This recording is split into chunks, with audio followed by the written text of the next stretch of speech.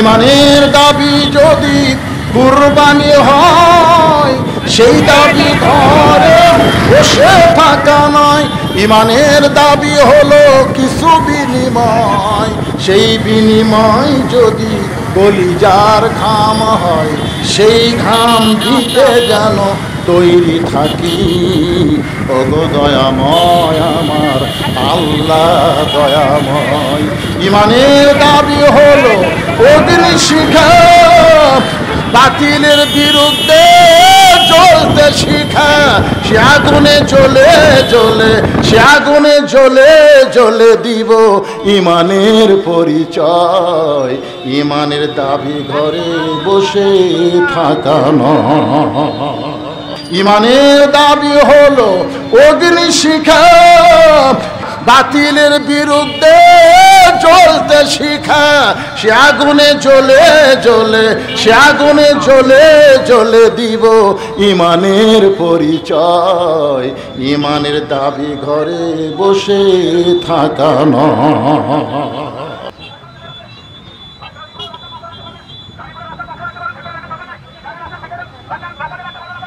কাহালু উপজেলার মালঞ্চা থেকে শুরু করে নন্দীগ্রামের রনবাগা পর্যন্ত আমরা গণসংযোগ করেছি মোটর সাইকেল নিয়ে। আপনাদের নন্দীগ্রাম এখানে এসে পথসভায় আল্লাহ তাআলা আমাকে আলেমদেরকে কিছু বলার তৌফিক দান করেছেন। আপনার ধৈর্য নিয়ে বসে দাঁড়িয়ে শুনতেছেন। আল্লাহ পাক সকলকে রহমত করুক, আমাদের সকলকে আল্লাহ তাআলা দ্বীনের জন্যে, কোরআনের জন্য কবুল করুক। সকলে বলা, আমরা সকলেই অন্তর থেকে বিশ্বাস করি আইন চাই কার? আর সৎ লোকের শাসন চাই। আপনারা বলেন, বাংলাদেশে ইতিপূর্বে স্বাধীনতার পর থেকে যারা আমাদের বাংলাদেশকে শাসন করেছে, তারা কখনোই বলতে পারে না যে আল্লাহর আইন চাই, সৎ লোকের শাসন চাই। এ কথা কখনোই বলতে পারে না, কারণ তারাই অসৎ। অসৎ মানুষ কোনোদিন সৎ শাসন চায় না। বর্তমান গোটা বাংলাদেশে আপনাদের দোয়ায় আমরা ওয়াজ আলোচনার মাধ্যমে যতটুকু জানতে পারতেছি, প্রত্যেকটা মানুষের অন্তরে নির্যাতিত যারা মাজলুম, দীর্ঘ 16 বছর যাদেরকে নানা রকমভাবে নির্যাতন করা হয়েছে, তাদের সকলের মনের একটাই মাত্র আশা যে সব দেখা হলো শেষ, আগামীতে দেখবো আল্লাহর কোরআনের বাংলাদেশ। আমরা আল্লাহর কোরআনের বাংলাদেশ দেখতে চাই কি চাই না? আল্লাহ রাসূলের একটা হাদিস, মানসার আল্লাহ তাআলা আশ-শাহাদাতা বিসিলিকিন বাল্লাগাহুল্লাহু মানাজিলাশ শুহাদা ওয়া ইম্মাতা আলা ফিরাশিহি, রাওয়াহুল বুখারী কিতাবুল মাগাজি। বুখারী শরীফের কিতাবুল মাগাজি অধ্যায়ে হাদিসখানা রয়েছে যে আল্লাহর জমিনে আল্লাহর কোরআনকে প্রতিষ্ঠা করার নিয়তে, এবং তাদের নিয়ত যদি থাকে প্রয়োজন হলে আল্লাহর কোরআনের জন্যে শহীদ হব, জান দিব, জীবন দিব। কিন্তু আল্লাহ রাসূল বললেন ওয়াইন মাতা আলা ফিরাশিহি, পরক্ষণে দেখা গেল যে সে কোরআনের জন্য এমন কষ্ট করার পরেও সে শহীদ হতে পারলো না, নিজের বিছনায় সে মৃত্যুবরণ করলো। আল্লাহ রাসূল বলেন বাল্লাগাহুল্লাহু মানাজিলাশ শুহাদা, হাসরের ময়দানে আল্লাহ তাকে শহীদদের কাতারে দাঁড় করাইয়া দেবে। তা আমরা সকলে আশা করি আগামীর বাংলাদেশ কোরআনের বাংলাদেশ, এটা সকলে আমরা আশা করি এবং সকলে ইনশাল্লাহ কাজ করব। সকলে ইনশাল্লাহ কাজ করব। আর বিশেষ করে আমাদের কাহালু নন্দীগ্রাম আসনের জন্য যাকে নমিনি করা হয়েছে, আমার রুহুল আমিন ভাই তো বলেই দিলেন, গোটা বাংলাদেশের মধ্যে তিনি 1 নম্বরে আছেন। বলেন আলহামদুলিল্লাহ।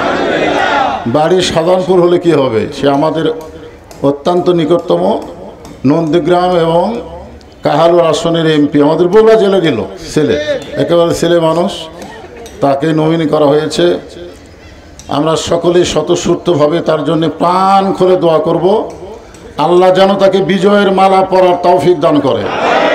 শুধু আমাদের কাহালু নন্দীগ্রাম নয়, আগামীতে গোটা বাংলাদেশ যেন কোরআনের দেশ হয়, আর কোনো জালেম যেন জুলুম করতে না পারে, মিথ্যা একটা ট্যাগ লাগায়। এ দেখেন বিএনপির মধ্য থেকে বলা হচ্ছে রাজাকার এই মুহূর্তে বাংলা স্যার।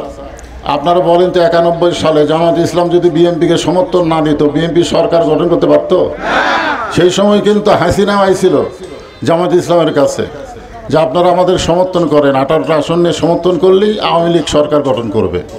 কিন্তু জামাত ইসলাম আওয়ামী লীগের চাইতে বিএনপিকে একটু ভালো মনে করত, এই মনে করে সমর্থন দিছে, তাদের মাধ্যমেই সরকার গঠন করেছে। 2001 সালে আমরা জানি একসঙ্গে জামাত বিএনপি ছিল। এখন পায়ের তলায় মাটি নাই, চাঁদাবাজদের ঠাঁই নাই, যার কারণে তারা বলতেছে রাজাকার এই মুহূর্তে বাংলা ছাড়া। আমরা বাংলা ছাড়ার লোক না, বরং আমরা বাংলাদেশেই থাকব। আমাদের বাংলাদেশ ছাড়ার কোনো জায়গা নাই। এখানে আমরা জন্মেছি, এখানে আমাদের মৃত্যু হবে, এখানে আমাদের কবর হবে। কিন্তু যারা জুলুম জালেম করবে তারাই বাংলাদেশ ছেড়ে অন্য দেশে যাইতে বাধ্য হবে। সময় অল্প, এ কারণে আমি আপনাদের সকলের কাছে প্রত্যাশা করি আগামীতে আমরা নারীপল্লায় ভোট দিয়ে সকলে কি রাজি আছি? কারা কারা রাজি? 2 হাত তুলে আমার আল্লাহকে দেখায়। লিল্লাহি তাকবীর। আসসালামু আলাইকুম ওয়া রাহমাতুল্লাহ। আপনারা কি আবার মামলাবাজ সরকার বাংলাদেশে কায়েম হোক কি চান? কি চান?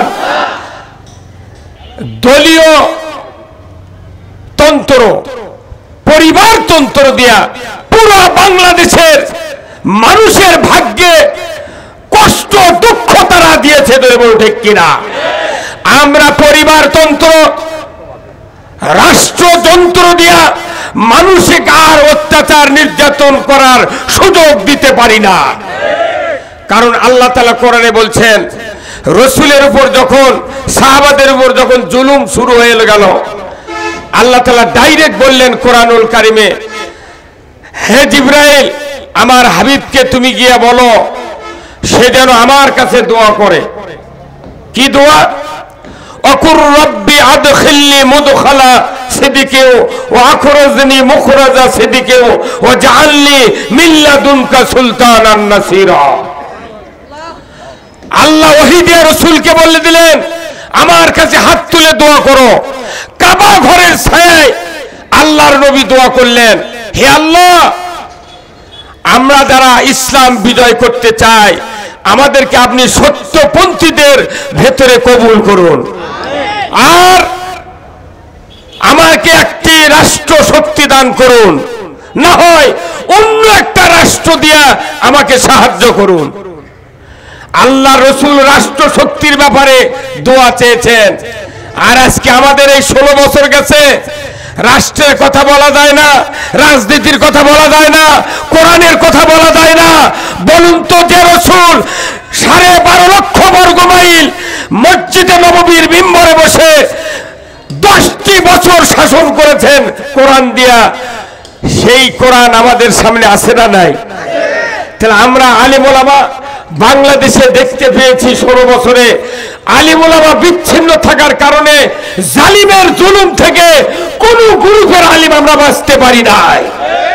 আমি আপনাদেরকে উদাত্ত আহ্বান জানাই, এই জুলুম নির্যাতন থেকে বাঁচার একটাই পথ, কোরআনের শাসন।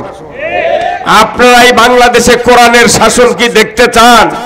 কারা কারা দেখতে চান? 2 হাত তুলে আল্লাহকে দেখান। নারায়ে তাকবীর।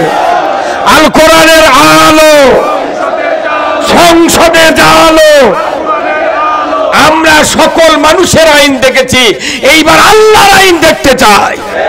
নন্দীগ্রাম কাহালুতে যে প্রার্থী আমাদেরকে আল্লাহ ভাগ্যে মিলিয়ে দিয়েছেন, আন্তর্জাতিক মানের প্রার্থী, উনি যদি আমাদের বাংলাদেশে সংখ্যাগরিষ্ঠ নিয়ে ইসলামী শক্তিগুলি ক্ষমতায় যায়, আমার বিশ্বাস আজ হোক কাল হোক, আপনারা যদি দাঁড়িপাল্লা মার্কায় আমাদের এমপিকে বিজয় করাতে পারেন, উনি হবেন পররাষ্ট্রমন্ত্রী। অন্যান্য যত এমপি দেখেছি, প্রধানমন্ত্রী দেখেছি, কাগজে বাংলা দিয়া ইংরেজি লেখা বক্তব্য দেয়, ভুয়া সার্টিফিকেট দিয়া তারা কলেজ ভার্সিটির সভাপতি হতে চায়। আমরা হাওলাত করা লোক আনি নাই, আমরা এনেছি সৎ যোগ্য একজন প্রার্থী, যিনি তুরস্কের এরদোগান সহ বিশ্বের 160টি দেশের প্রধানমন্ত্রীর সাথে যোগাযোগ রেখেছেন। আমরা আর কথা বলতে চাই না, সবাই দোয়া করবেন আল্লাহ তাআলা যেন আগামী নির্বাচনে নন্দীগ্রাম কাহালুতে দাঁড়িপাল্লাকে বিজয় করে দেন। সবাই বলেন আল্লাহুম্মা আমিন।